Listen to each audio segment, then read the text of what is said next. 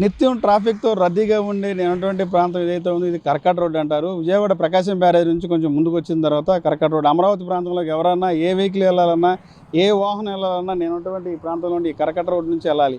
VIP దగ్గర నుంచి సామాన్య ప్రజల వరకు ఎవరు వెళ్ళాలన్నా ఈ రోడ్ నుంచి వెళ్ళాలి. ఈ రోడ్ నుంచే రావాలి. దాదాపు 12 సంవత్సరాల నుంచి కూడా ఇదే మార్గం అంతా కూడా రాజమార్గం ఇది జరిగింది. సాక్షాత్తు రాష్ట్ర హైకోర్టు న్యాయమూర్తి, ప్రధాన న్యాయమూర్తి దగ్గర నుంచి సామాన్య పర్సన్ వరకు ఈ గ్రామాల్లో వెళ్ళే ప్రజల వరకు కూడా అందరూ కూడా ఈ రోడ్ నుంచే రావాల్సి అయితే వచ్చేది. ఈ ట్రాఫిక్ని తగ్గించేందుకు రాష్ట్ర ప్రభుత్వం ఏదైతే ఉందో సీడ్ యాక్సెస్ రోడ్ని అయితే తీసుకొచ్చింది. సీడ్ యాక్సెస్ రోడ్ని రెండు విడతలుగా సీడ్ యాక్సెస్ రోడ్ని పూర్తి చేయడం జరిగింది. దాంతోపాటుగా అక్కడ నుంచి ఏదైతే దొండపాడు ఉందో దొండపాడు దగ్గర నుంచి ఇక్కడ ప్రకాశం బ్యారేజ్ ముందుకు వచ్చిన తర్వాత బకింగ్ కెనాల్కి యాడ్ చేసింది. ఇక్కడ సంబంధించి దీనికి సంబంధించినటువంటి స్టీల్ బ్రిడ్జ్ నిర్మాణం చేసింది. స్టీల్ బ్రిడ్జ్ నిర్మాణం అయింది. దానికి ముందుకు వచ్చిన తర్వాత కొండవీటి వాగు వచ్చిన తర్వాత మరొక బ్రిడ్జ్ నిర్మాణం చేసింది. దాని తర్వాత ట్రాఫిక్ అంతా కూడా అటు మళ్లించడం జరిగింది.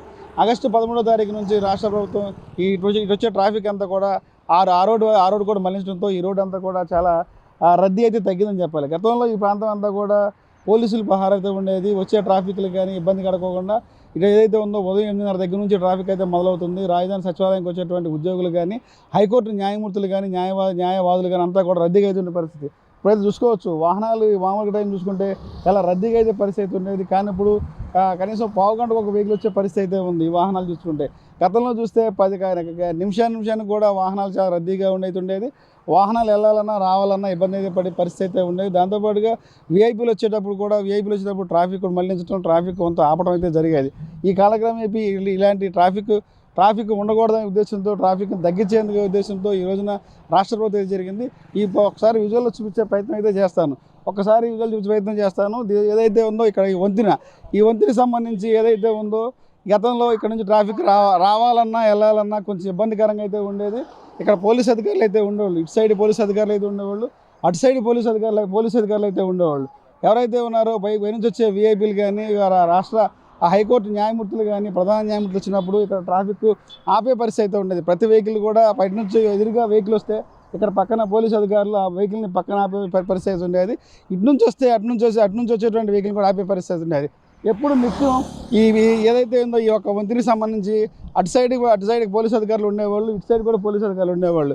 అటు నుంచి ఒక వెహికల్ వస్తే ఇటు నుంచి ఒక వెహికల్ ఆపే పరిస్థితి ఉండేది. మళ్ళీ ఇటు నుంచి వస్తే వెహికల్ వస్తే అటు నుంచి ఒక వెహికల్ వచ్చి ఆపే పరిస్థితి ఉంది. దాదాపు ఇది 2014 నుంచి కూడా ఇదే తరహాలో అయితే ఉంది. కానీ రాష్ట్ర ప్రభుత్వం మళ్ళీ ఈ కుటుంబ అధికారంకి వచ్చిన తర్వాత ఈ ట్రాఫిక్ను నియంత్రించాలా, ఏదైతే ఉందో ఈ కరకట్టమైనటువంటి ట్రాఫిక్ నియంత్రించి వెళ్ళే వాహనదారులు కూడా ఇబ్బంది లేకుండా చేయాలని చెప్పి, దాంతోపాటు ఏదైతే ఉందో ఇక సీడ్ యాక్సెస్ రోడ్ తీసుకొచ్చిన తర్వాత ట్రాఫిక్ అంతా కూడా అటు మళ్లించడం జరిగింది. సీడ్ యాక్సెస్ రోడ్ ఏదైతే ఉందో దొండపాడు నుంచి స్టార్ట్ అయినటువంటి seed access road bucking canal దానికి సంబంధించినటువంటి స్టీల్ బ్రిడ్జ్ వరకు కూడా ఎప్పుడైతే పూర్తయిందో, మొన్న ఆగస్టు 13వ తేదీన రాష్ట్ర ముఖ్యమంత్రి చంద్రబాబు నాయుడు దీని 13వ తారీఖు కల్లా ఈ వాహనాలు అటు మళ్లించాలని చెప్పారు. దాంతో దీనికి సంబంధించినటువంటి స్టీల్ బ్రిడ్జ్ కూడా మొత్తం పూర్తయిపోయింది.